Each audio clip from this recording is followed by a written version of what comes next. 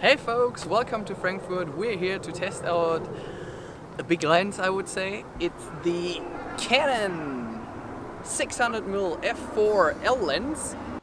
Ladies and gentlemen, someone who buys that lens for about 12,000 bucks will have it properly protected. Therefore, Canon provides a hard case with some keys to lock it. Unfortunately, there are no wheels coming with that case. Consider that when you plan to use the lens outside your house and if there is no car or something similar available to you, because it does get heavy after a while.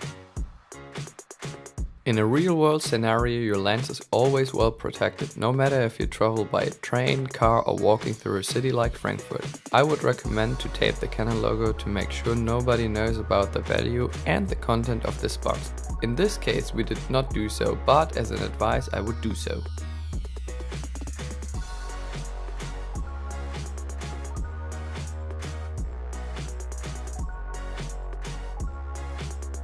And that's how it looks like, the 12,000 buck lens in this well-built case. In this case we are testing the predecessor, so you bear that in mind that there is already a Mark II version of it. If you want to use that lens for sports, wildlife or landscape photography, you may test it in advance. This and many more telephoto zoom lenses are available to rent in Frankfurt's best camera store, GM Photo.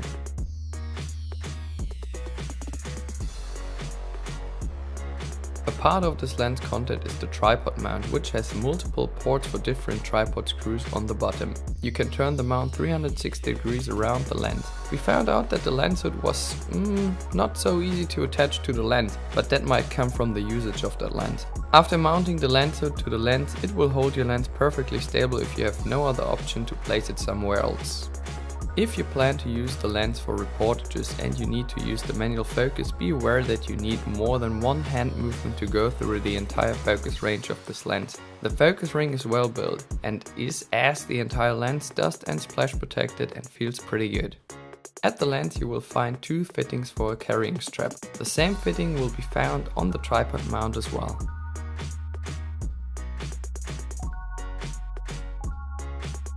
Besides the good working image stabilizer, you have always manual focus control about your lens, and you can switch between autofocus and manual focus if you wish to do so. The closest focusing distance may be switched between 18 feet and infinity, or 18 to 53 feet or 53 feet to infinity.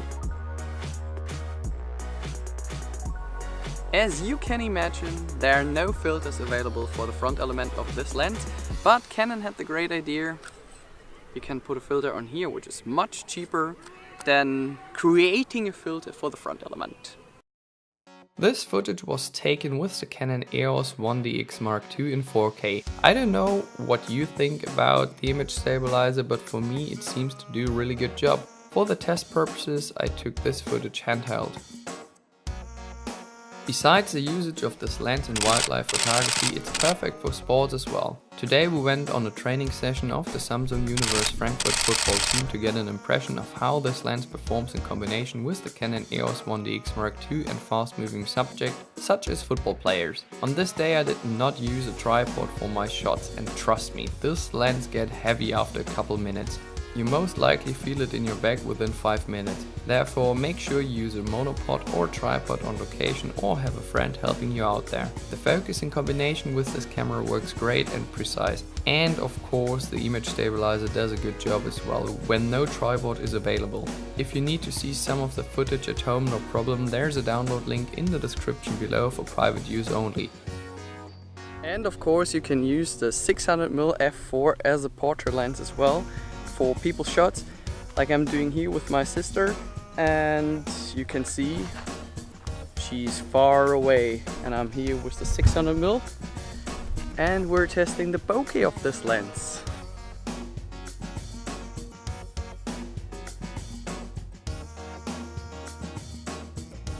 Yes, you can use this lens for portraits as well, but I wouldn't buy this lens for portraits only. If you still want to use it for portraits, perfect. You get a nice and creamy blur background with your subject totally isolated from the fore background. Starting at f6.3 you will notice that the sharpness increases at the edges, but you might still get some blur background at the smallest aperture of f32, which depends on the distance to your subject that you're shooting.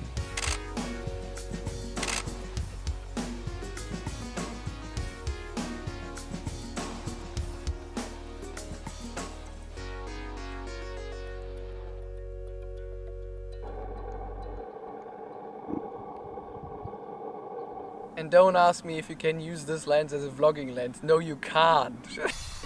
And if you like to spot some aircraft, we are approximately 2 miles away from them. How close you will get to those aircraft, you will see in a bit.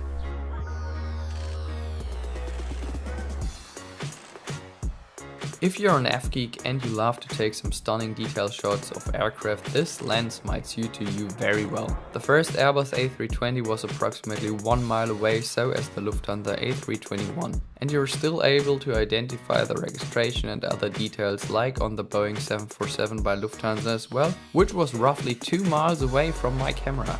Are you into wildlife photography? It's a perfect lens for this. I will show you some examples in a bit. If you like to shoot ducks, rabbits, birds, dogs or a lion during your next safari, I promise you get close enough to them without disturbing them in their natural behavior. This is one of the major benefits of having such a huge focal length. The open aperture of f4 lets you focus your subject and blur out the background completely. If you ever wanted to count the craters on the moon, with this lens no problem at all. I recommend using a 2x converter as well and try how close you get then. Let's get to my last point, the bokeh of this lens. It's f4, but with the focal length and the full frame sensor, you get so close to your subject that you will wipe out the fore or background completely. The closer you are, the more blurry the background gets. Bear that in mind that you need a minimum distance of 18 feet. The biggest advantages of this lens for sure are the focal length of 600mm, the open aperture of f4, a good dust and splash protection, and that you keep the natural behavior of all your subjects because they might not see you. Of course, there are some disadvantages as well, such as the heavy weight. The lens gets a bit front heavy and the price is not the cheapest for a telephoto lens. Last but not least, we don't have any wheels on the hard case.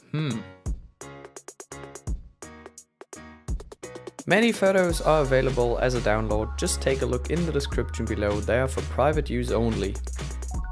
So folks, I hope that you enjoyed watching this review in English. If you have any wishes in terms of a review that I should do for you, leave me a comment below and I try my best. Bear in mind, if you ever pass through Germany, to stop in Frankfurt's favorite camera store, get your sensor cleaned and buy some good equipment. See you soon, bye bye.